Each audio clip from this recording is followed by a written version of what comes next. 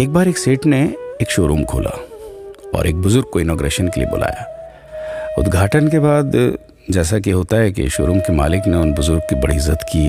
बड़ी इज्जत अफजाई करने के बाद उनको बताया कि देखिए, यहाँ पे 21,000 चीज़ें हैं इस शोरूम में बेचने के लिए। इसमें से आपको जो भी चाहिए, जितनी चाहिए आप ले लीजिए। बुजुर्ग हंसे और बोले कि इनमें से एक भी चीज़ मुझे जीने के लिए ज़रूरी नहीं लगती। मुझे तो इस बात का ताज्जुब होता है, आश्चर्य होता है कि इंसान इन सभी गैर ज़रूरी चीज़ों का इस्तेमाल करता कहाँ है। अब देखिए, एयर फ्रेशनर के बिना किसकी सांस रुक गई? फेस वॉश का इस्तेमाल नहीं किया तो कौन काला हो गया? होम थिएटर लाकर कितने लोग कलाकार बन गए? कंडीशनर से किसके बाल मुलायम और काले हुए हैं? अरे, जो डाइनिंग टेबल यूज़ करते हैं, क्या उनके घुटने नहीं दुखते? थोड़ा दिमाग पर जोर डालकर याद कीजिए कि हैंड वॉश के बिना आपके किस दादा के पेट में कीड़े हो गए थे। अगर हम डीओ मारकर निकलते हैं तो क्या लोग हमें सूंघने आते हैं? एक्चुअल में तो हम सभी इस प्रकृति को चुनौती दे रहे हैं, वरना बगुला जो होता है वो शैम्पू से नहाता है क्या?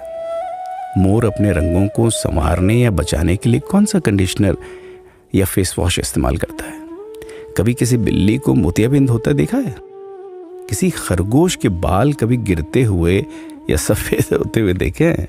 इनहेलर या बाम के बिना भी कुत्ते के सूंघने की क्षमता उतनी ही तेज है।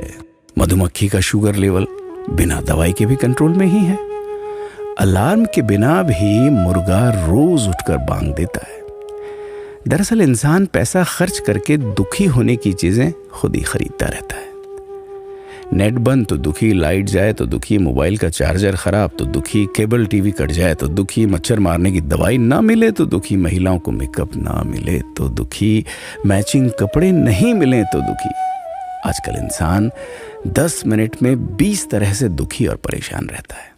बाकी तो गुड़ की रोटी या प्याज रोटी खाकर हाथों का तकिया बनाकर पीपल के नीचे जो आराम से सो जाता है, उसे दुखी करने के लिए तो फरिश्तों को नीचे आना पड़ता है। ये सब देखा देखी का खेल है। सच तो यह है कि सुखी रहने के लिए बहुत कम खर्चा होता है, लेकिन दूसरों को दिखाने में कि मैं कितना सुखी हूं, इसी में बहुत ज्यादा खर्चा होता है। जैसे जैसे सुविधाएं बढ़ रही हैं, दुखी होने के रास्ते भी खुलते जा रहे हैं। अगर आपको ये सब सच लगता है तो लोगों को जागृत कीजिए और फिजूल खर्च से बचाइए। दोस्तों, खुद सुखी होने के लिए खर्च कीजिए, दूसरों को दिखाने के लिए नहीं। हाँ, लेकिन अपना ख्याल रखिएगा।